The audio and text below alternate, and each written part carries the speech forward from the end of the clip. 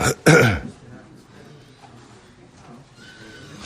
right, I will say good morning, and a freilich and Purim. Let's begin by thanking all of our sponsors. To thank our TALMUD TORAH sponsors for the month of Adar. To thank Teri Czinn for dedicating all the shiurim and drushos this month in memory of the commemoration of the 10th yahrzeit of Teri's father, Dr. Kahn, Tzvi Hirsh ben Yosef HaKohen. We thank Paul and Kathy Pollack for dedicating all the shiurim and drushos this month. The commemoration of the yahrzeit of Paul's grandparents, Zechariah ben Zechariah and Dinah bas Pesach. Our week of learning sponsors, Moshe Dovid and Chana Artman, in commemoration of the upcoming 23rd yahrzeit of Moshe Dovid's father, Phishel Berel ben Yitzchak Gershon, Zechariah, whose yahrzeit is Shushan Purim.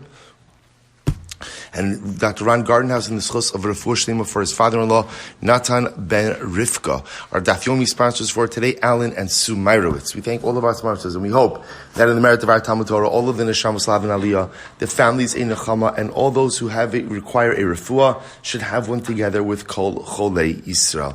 Rabbi, with that, let us begin. What a zechus it is, Baruch Hashem, to be able to learn together on Purim. Remember, like we saw that yesterday, Purim, or some other day before yesterday, Purim is another Kabbalah Satorah.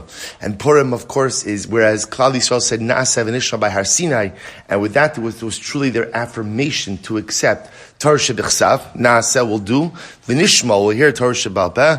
Purim ultimately, again, is the Yom Tov of Torah shebal peh. It's the Yom Tov, and when we reaffirm our commitment to Torah Shebal Peh, and again, every single morning, Baruch Hashem, we are zocha to be able to begin our day with Torah Shebal Peh. So how beautiful it is to be able to do it on Purim as well, and wonderful to see everyone here. So I'll say with that, let us begin. So we left off on Mem Beis, Amud Beis, 3 lines up from the bottom. So for both, if you remember again, we were trying to reconcile the Mishnah and the Brisa. So again, remember, the Mishnah spoke about the idea that a Nazir could be chayiv for multiple forms of tumah, or I should say multiple instances of tumah. So which sounds like, again, tumah mosif al tumah. But yet, again, we saw a brisa that indicated that a Kohen, if he's carrying a corpse, and then again he goes ahead and touches another corpse, that there is no additional tumah. So we're trying to reconcile those two ideas. So remember again, we ended off with the last piece over here, Maishna, actually 4 lines for the bottom, Kan bichibure adam ba'adam, Kan bichibure adam b'meis. The truth is, the Gemara discusses that it's really 2 different types of connections. One is talking about literally chibure adam ba'adam, a connection of a person with a person. One is the connection of a person with a mace. I will say, what does this mean practically? So take a quick look at the Rush. The Rush is 6 lines up from the bottom. Kan b'chibure adam ba'adam, kan b'chibure adam b'meis. So listen to how the Rush spelled this out. He says, Ruvain shenaga b'shimin. So if Ruvain touches Shimon, ba'ot sheshimin nogeh b'meis. So we'll say, here's the case. If Ruvain touches Shimon, right? And Shimon is touching a corpse. So now, what's the halacha? Now, specifically, we want to know what's the halacha for Ruvain, right? Because Shimon, obviously, we'll say, what's Shimon's halacha? Shimon's touching a corpse. So what's Shimon's halacha? Shimon's Tamei Zayin, right? He's going to be Tamei for 7 days. The shaila is, Ruvain's touching Shimon, and Shimon's touching a corpse. So what is Ruvain's status? So what's the halacha? Tamei Zayin min haTorah. Ruvain is going to be Tamei mid'oraisa for 7 days. So we'll say, essentially, if Ruvain touches Shimon and Shimon's touching a corpse, it's as if what? It's as if Ruvain's touching the corpse. What's the mathematical? If A equals B and B equals C, then A equals C? It's called logic. Excuse me, Mr. Doctor, right? Okay, good. It's called logic. Yeah. Good. It's good. So, wait, if Ruvain's touching Shimon, Shimon's touching the corpse, so this, if Ruvain's touching the corpse also, therefore Ruvain, no, there isn't like a... A equals B, B equals C, A equals C.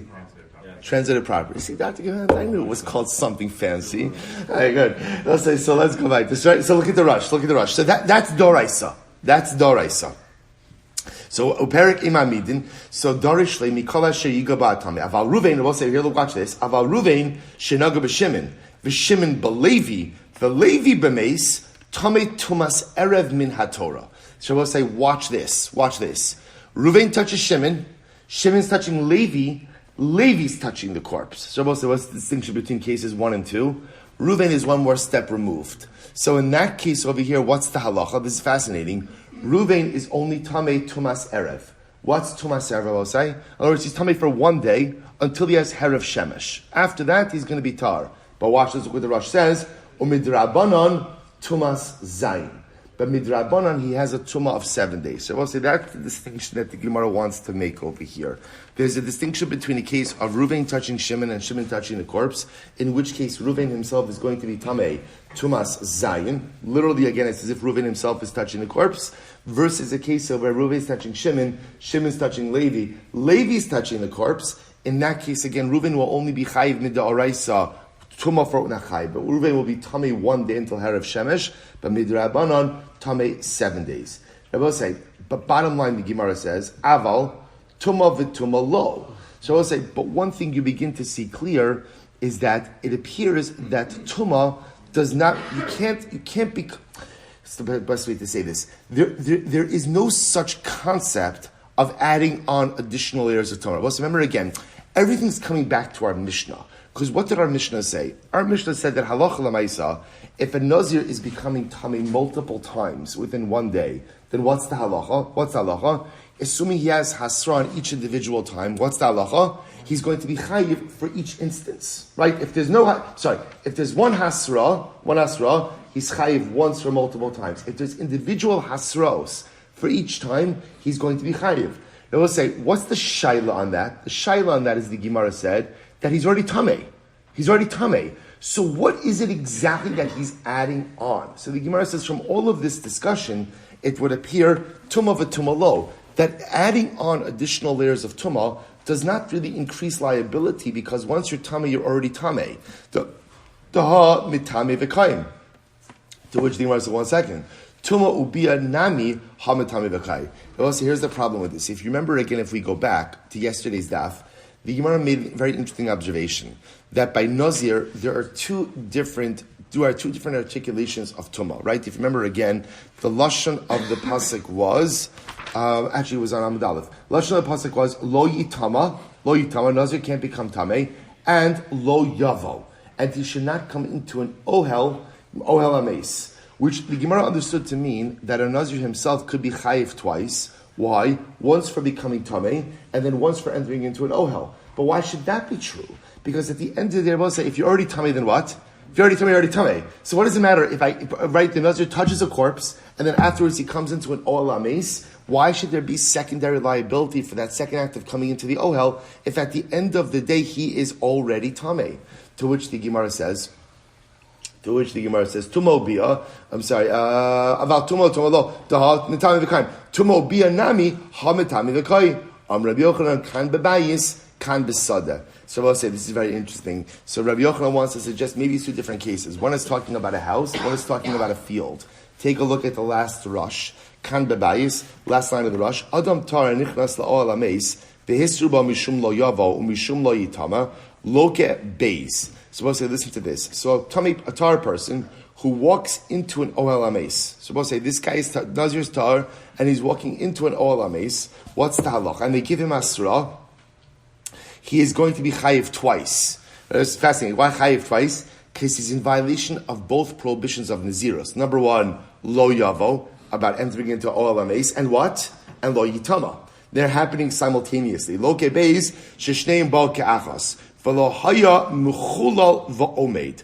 Ava b'sadeh, teleka ohel lo mishkacha shila kebeis. So we'll say this is actually fascinating. So the Gemara wants to suggest maybe the case of where a Nazir could go ahead and be chayiv dual liability is a case where a tahar Nazir walks into a home in which there is a mace. In which case, in the moment he enters in, there's double liability. What's the double liability? Number 1, lo yavo, he's entering into an ohel. Number two, lo yitama. But perhaps if he goes ahead and first encounters a mace at the field, and then goes into a house, there won't be dual liability. Why? Because he is already tamei. So to which the Gemara says, top of Mem Gimel, the bayis nami kevin da'ayel yodei istoiv, ki ayel kule hai tamehu. So we'll say, even in a house, it's actually very interesting. We'll say the Rush points out there something fascinating. If you take a look, I'll actually just look at the Rush. The Rush says over here, Uparach babayis nami. See in the Rush left-hand column, Mem Gimel Amid Aleph 43a. So the Rush says, Heichim mishkacha she'avo shneim ke'echad, decheven shehechnis yado labayis, after adayin lo nichnas al kol gufo, kilu noga be'etzba'o b'meis, de beiso kiman demal yotumadami, umishum lo yavo leka, ad shi kanes rov gufo. I will say, this is fascinating. When you enter into a house, we'll say, so we assume that what happens? Your whole body doesn't enter into the house at once, right? What happens? If you could imagine for a moment, right, when a person walks, their hands move, right? Even if you're not conscious of it. So, Pashas, when you walk into the house, it's quite possible your hand enters into the house. And I both said, listen to how fascinating this is. Listen to how fascinating this is. A home where there is a corpse in the home, tumas meis, the way tumas meis works is it's as if the entire home is filled with tumah. Right? So if you could imagine, see, we think about the fact that there's a corpse in a house, so the corpse is localized. No, once there's a corpse in a house, essentially, the corpse tumah spreads throughout the entire home, and it's ki'ilu, the entire home is filled with tumah. Shabbosai, remember what the Gemara just said before? Follow this train of thought for just a second. When can you give me a case of dual liability for a Nazir? What did the Gemara want to suggest? What's the case of dual liability? Where a Nazir tahar walks into a home where there's a corpse. Why? Because in that moment there's simultaneity. What's the simultaneity? Number one, lo yavo, you're entering into an ohel. And number two, lo yitama. They're happening at the same time. To which the Gemara says, they're not happening at the same time. See, when I walk into the house, my hand goes in first. Now, we'll say, interestingly enough, you're only in violation of lo yitama, or lo yavo, when your body enters. Right? But yet, you become tameh as soon as what? Your hand touches the tumah. But when my hand goes into the house, so to speak, it's as if my hand is touching the mace, in which case I'm in violation of lo yitama, but yet I'm not really chayiv for lo yavo until when? Till the majority of my body enters into the home. So once again, there's no simultaneity. If there's no simultaneity, then how could there be dual liability? So fascinating. To which the Gemara says, back to the Gemara. Once my hand enters in, I'm going to become tamei. Ki ayel kulehai dameu. Ela amar Rabbi Lazar says, listen to this. Siref yado mishum tuma ika mishum bia leka. Rabbi Lazar says like this: if I extend my hand into the house, ultimately again, there's going to be liability for tumah, right? But ultimately again, there is no liability for bia. Bia also means entering into a home, in tumas ohel, right? Tumas ohel is only violated where the body enters. Siref gufo. If ultimately, again, I extend my body into the home, then tuma ubia bahadi hadadi ka'asu. So Rabbi Lazar says, you're right. The case of simultaneity, Rabbi Lazar, has to be a case where what? It's not my hand that enters first, but rather what? I guess I keep my hands by my side, and halach l'maisa, I enter in at once. Again, Rabbi Lazar, all we're trying to figure out, is a case where there could be dual liability. That's all. Whether it's a practical case or not a practical case is irrelevant. This is how Gemara is always structured. We're just trying to find a case. So Rabbi Eliezer is saying, Einachinami, the only case of dual liability would be where you're entering in with your body at once. To which the Gemara says, but that's not possible. Ha'i efshar delo ayil chotmo bereisha. Shabbos say, listen to this. It's an interesting case. The Gemara says a case, although this seems like a shtickle, like Jewish profiling over here, right? The Gemara says, well, your nose is going to enter first, right? The Gemara says, right? So what happens? What the Gemara is essentially saying is, anytime your body enters into a space, right? It's not the pshat, your whole body can't enter first, right? In other words, there's always going to be a piece of your body that comes like that. In other words, what Rabbi wants to suggest is, okay, you're inachinami, when can you have simultaneity? When you enter with your whole body at once. But by Metzios, it doesn't happen that way. Right? By Metzios, there's some part of your body that enters first. Your nose enters first. Right? So the Gemara says, so Rabbi says, okay, fine. Let's analyze. Hichnis yado, mishum tuma ika, mishum bialeka. So Rabbi says like this. You're right. Let's break down the case. If when walking into the house, your hand enters first, I will say, what's the case of where your hand enters first?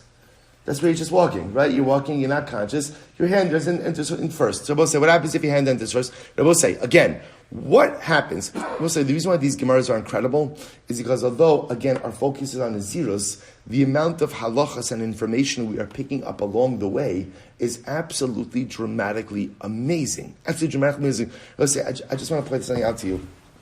The Medrash brings down that Haman, when did Haman know that at the end of the day he was not going to win against the Jewish people?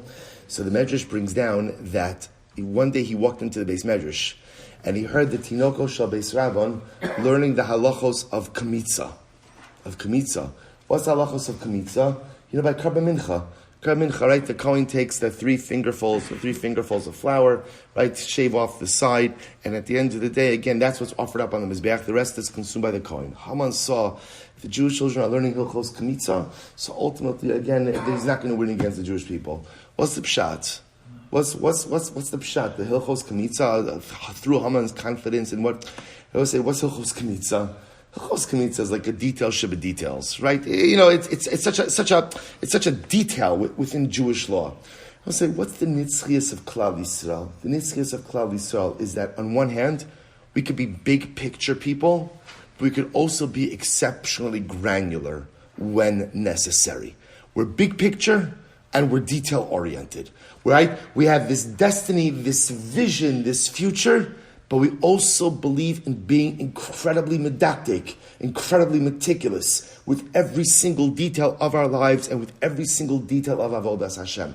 That's Kamitza. And I both say, that's what we're doing over here. Look at the details. Look at how beautiful the details. And the beauty of our people is in our commitment, mamish, to even the smallest of details in our Avodas Hashem. So I both say, so let's go back to a detail. What happens when you go ahead and you put your hand into a home in which there is a corpse? What is that ki'ilu? What is that like? What are you doing? It's as if what? As if you're touching the corpse itself. So that's what Rava says. So watch this. Hichnis yado. Say if you put your hand into a home in which there is a corpse, mishum tuma ika, mishum bia leka. Then ultimately you're going to be chayv of tuma, right? You're going to become mishum tuma, right? There is a din of tuma, but no din of bia. Bia, remember again, means tumas ohel. Because also remember again, we're going with the idea now about there is no tumah v'tumah, right? The only time that there's multiple layers of tumah is when? Simultaneity. If there's no simultaneity, then you'll acquire one state but won't acquire the other. So if your hand goes into the house first, you'll be chayav because of tumah, and ultimately again, not because of tumas ohel. Mishum tuma ika, mishum bia leka. Hichnis kufo, right? Ultimately, again, if your whole body enters at once, then einachinami tuma ubia bahadi hadadi ka'asyon. I will say, if your whole body enters into the home at once, then what? Then Allah Kalamaisa there's simultaneity, and therefore you will be chayiv for both tuma and bia. Good. Vaha'i after the law, ayel etzba asad the kar eberesha. Once again, the Gemara says, come on. There's no such thing as simultaneity by entry of the body into the home. After all, again, I will say at least my big toe. Now the Gemara is switching gears, right? My big toe, right? My toe ultimately again is going to go ahead and go into the house, right? So I will say, Salach alamaisa again. What's going on over here? So the Gemara says, "Vaha iafshad lo ayil, va'iafshad lo ayil etzba'asei dekarei bereisha v'nochis leituma ela amarava."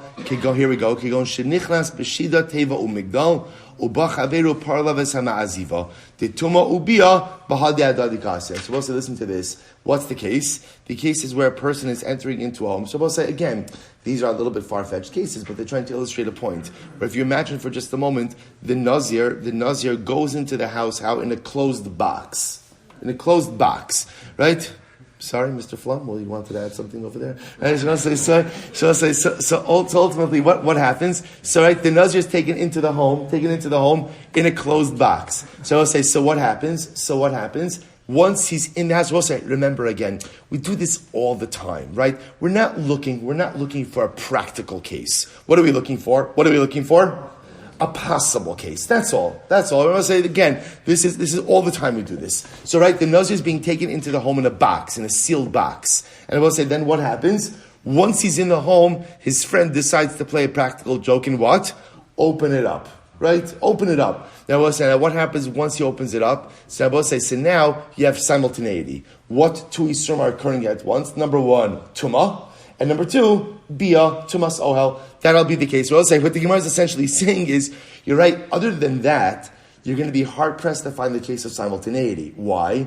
Because it's fascinating. Any case of entry into the home, Rabbi says, is always by definition going to require what? One part of the body entering first. Well, if one part of the body is entering first, then effectively what you'll always have is Tumah before Bia. Tumah before Bia. Which I will say, if you think about it, it's such an incredible yesod. If you want to enter into anything in life, it's very hard to enter with your totality. Rather, again, entering into something new usually requires one little part at a time. Right? Often, in other words, when we want to experience growth, often we want like meteoric growth, right? I want cathartic, comprehensive, total change at once. And the truth is, whenever you're entering into something new, it's always stage by stage, bit by bit, piece by piece, incremental growth. Mar Baravashi Amar, Kigon Da'al Kishu Goses, Finofak Nishmase Adiyos, Shabosei. Actually, this is very interesting. Mar Baravashi, I can give you another case of simultaneity. Watch this, Shabosei. This is a great case. Imagine the following situation. Nazir goes to do Bikur Cholim. Listen to this. Nazir goes to do Bikur Cholim. And I will say, what happens? As he's sitting there doing Bikur Cholim, what happens? The guy dies. Oh, that's simultaneity. Because I will say, right there, he's sitting there, what does he have? Tumah and Ohel all at once. Now, the Gemara frames it as a goses. A goses, is a person, again, who's on the cusp of death. So he goes in there while the guy's a goses. V'nafak nishmasei, the guy dies. Ad Yosef Tumah ubia bahadi adadi kaasi. And Tumah and Bia are coming at once. Fine. So we'll say, so therefore, two possible cases of simultaneity. One of the Shida Teva Migdal, where the Nazir goes into the box. Second one is where the Nazir goes to visit someone who's on the cusp of death. Guy dies while he's there. Ultimately, simultaneity. Rabbi will say, but what I just want to point out over here is, the Gemara is operating under the premise that there is no Tumah v'Tumah. That Einachinami, in other words, once you would go ahead and become Tameh, ultimately, again, there would be no additional liability for enhanced Tumah after that, because there's no such thing as enhanced Tumah after you're already Tameh. Now again, whether we accept that, we'll have to see, and how that shtims with the Mishnah, we're going to have to see as well. Tan Rabbanan. So we'll say, Laheichalo. The pasuk says to profane him, right? So we'll say the pasuk says lo yitama bal ba'amov leheichalo. So we'll say, so again, this is talking about by the kahuna, right? That ultimately, again, now the specific pasuk is actually talking about halacha l'maisa, that if a kohen is married to a woman he's not allowed to be married to, that halacha l'maisa he's not allowed to become tamei to her, for her, I should say. So in other words, normally a kohen, non-kohen gadol, a kohen hedyot, is permitted to go ahead and become tamei for one of the 7 close relatives: a mother, a father, a brother, a sister, a son, a daughter, and a spouse. If a kohen is illegally married, he's not permitted to become tamei for his illegal wife. Fine, so watch this. So turn out ad sha'a sheyamos. Ad sha'a sheyamos. We'll say, so what does this mean, laheichalo? So look at the rush for just a moment. So the rush, I will say, is, in my rush, it's 5 lines up from before it gets wide. Laheichalo ad sha'a sheyamos. Lafuke meguyot vigoses. The laheichalo mashma achar shenaasechalo. So I will say, this is actually quite amazing. So the Gemara says as follows. Sorry. So listen, laheichalo ad sha'a sheyamos lafuke meguyot vigoses. The laheichalo mashma achar shenaasechalo. So let's listen to this. What does laheichalo mean? So listen to this. So the Rush explains, or the Gemara says ad sheyamos, meaning what Torah says a kohen is not permitted to profane himself. What does that mean? That a kohen is not allowed to, the kohen is not allowed to be in proximity to a corpse. What does it exclude? Someone who's a goses. In other words, laheichalo means a kohen can't profane himself. Profaning himself means exposure to a corpse. It does not mean exposure to a goses.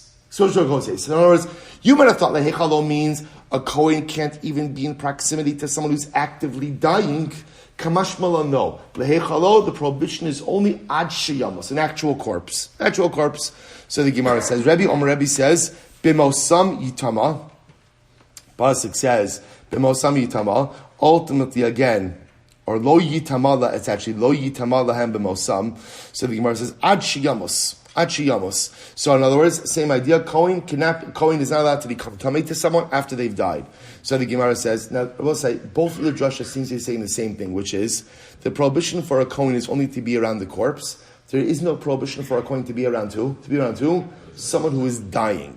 So the Gemara says, "Ma beinayu." So what's, I don't say, both seem to be saying the same thing. And I will say, by the way, I just want to point out to you, this is actually a major drasha. Because I will say, I would have thought that perhaps there should be a prohibition upon a Kohen to visit someone, let's say for a Kohen to do Bikur Cholim, who's dying, right? Maybe a Kohen shouldn't be able to do that. So the pasuk is saying, no, the prohibition upon a Kohen is ultimately, again, exposure to a corpse, not to someone who's dying. So the Gemara says, "Ma beinayu, Am Rabbi Yochanan, mashmos darshan ika beinayu." Rabbi Yochanan says, the truth is, there's no practical difference between these opinions, but rather, ultimately, again, it's just the machlokes and drashas, and how they're darshaning. Okay.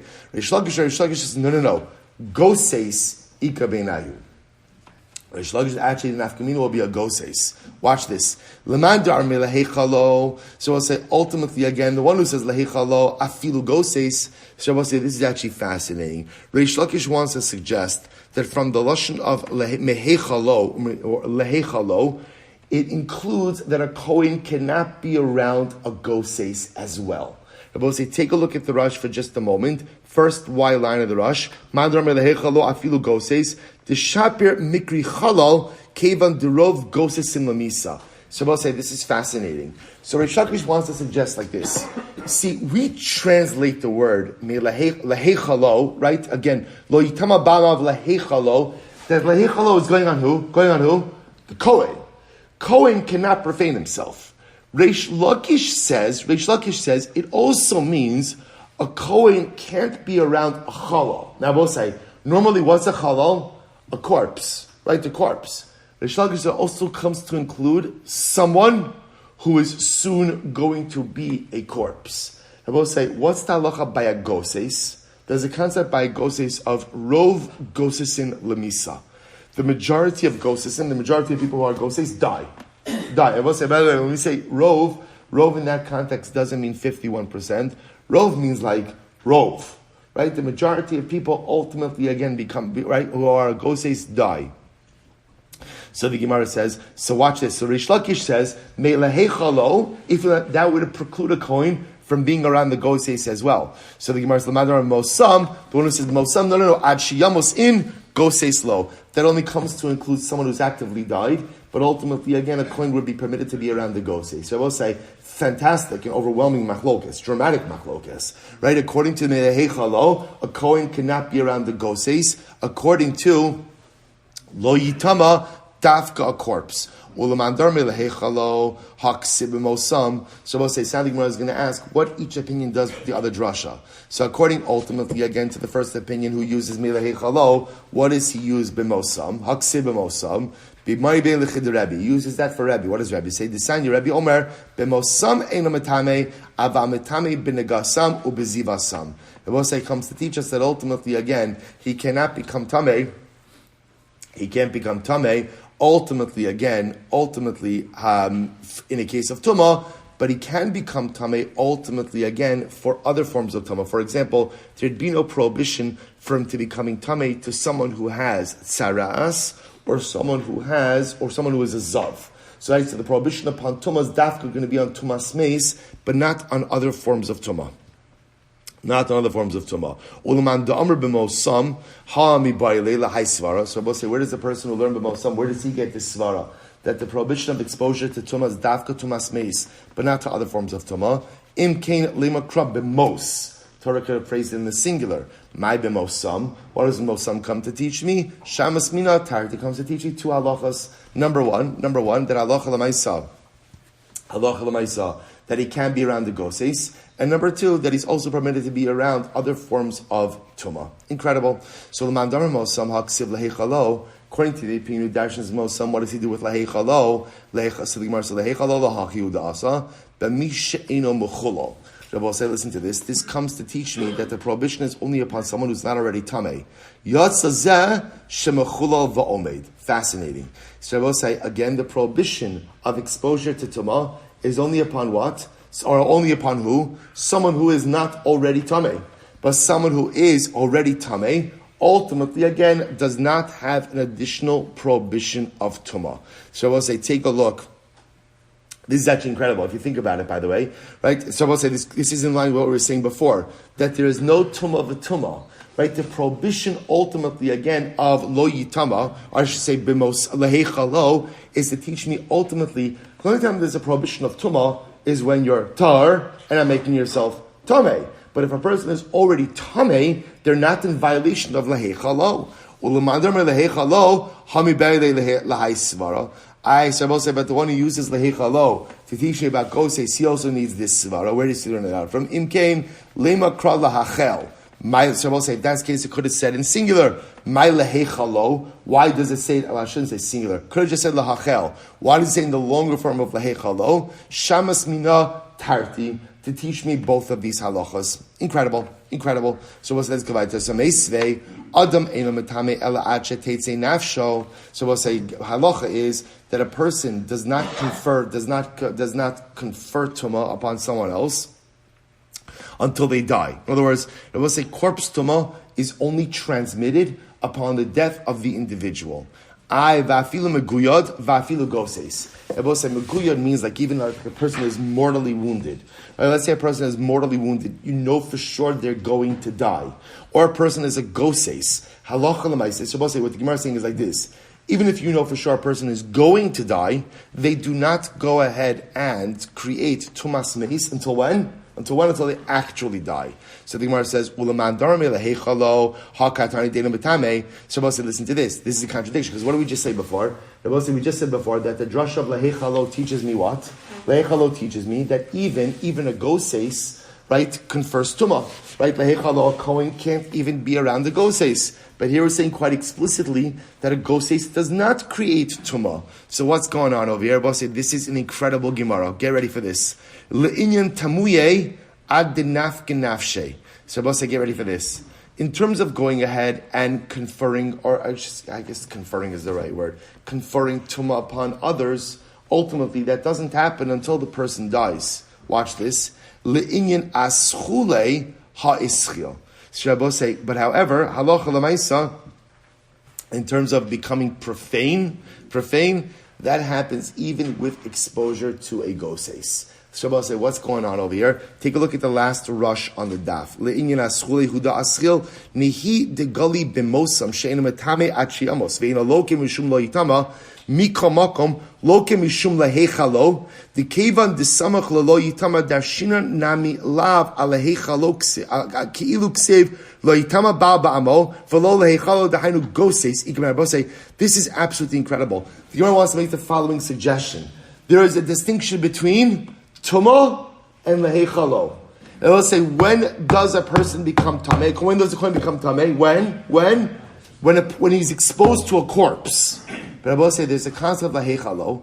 Lehechalo is chulin. When does a Kohen become profane? When does it become profane? I will say a goses. Two different states that the Gemara is introducing us to. One of tumah and one of chulin, which I will say is such an incredibly profound yesod. So tumah, only a corpse. But lehechalo, the Gemara says, it's possible that one violates that even halacha l'maisa, when they are exposed ultimately to a goses. Listen, if you think about the profound musar haskel, like I will say, in life, there's also two different states. What are the two different states? There's tumah and there's chulin. Right? What's tumah? We'll say tumah is when I do something that's objectively wrong. There's tumah. What's chulin? It was like chulin is, I'm not doing something that's objectively wrong, but I'm also not furthering my cause in life. In other words, we'll say a person can be engaged in activity which may not be asr and may not be wrong, but at the end of the day is still not what is going to get me towards my desired goal in life. So tumah, again, there's tumah. I will say, does no one else see this as absolutely incredible that we're learning this on Purim? Shabbos say this is the entire yesod of Purim. What's the avod of Purim? The avod of Purim is take the things that normally make you chol. Take the things that normally divest you of kedusha. Take the basar, take the yayin, take the simcha, which could so often derail a person, and lift it up and make it something special. Because in life, so often, all we're focused on is the avoidance of chulin, avoidance of tumah. You could live a life where you avoid tumah, and at the same time, I'm still not self-actualizing. I'm still not becoming the person I need to be. Why? Because ultimately, again, I'm still chulin. You could avoid a state of tumah, but still be in a state of chulin. I'm parif. Well, see, you know how many of us go through life and we're parif? You know, like some people love to be parif. They love to be parif. Why? Because they never know what's coming down the pike, right? I don't want to miss out on something. I would say the worst thing in life is don't be parif. Choose a son. Be milchiks or be fleishiks, right? But whatever you're going to be something in life. Don't just go through life being chulin. Don't just go through life being mediocre. But I'm not tameh. It's true. You're not tameh. But you're just mediocre. We don't have to be mediocre. The goal in life is not the avoidance of tumah.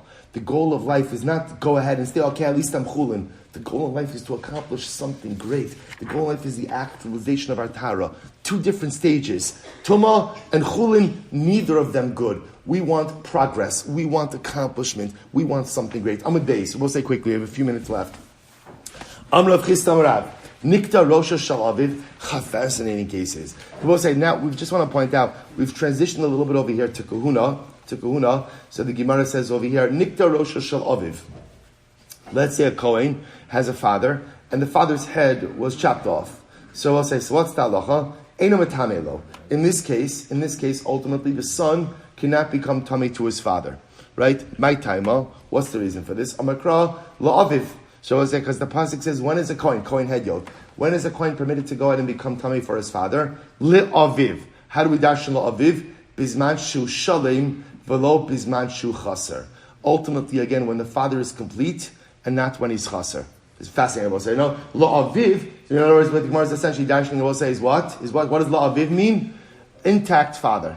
Intact father. We'll say, by the way, it's also such a good musar. What does it mean to be a father? What does it mean to be a father? To be a father means to be an intact parent. Which means, what we'll say, you have to have your head on your shoulders. Right? If you don't have your head on your shoulders, you're not going to be an effective father. To parent in the right way requires incredible thought, incredible forethought. And I will say, by the way, Purim is a good time to remind ourselves of this lesson, because we're going to be incredibly besimcha.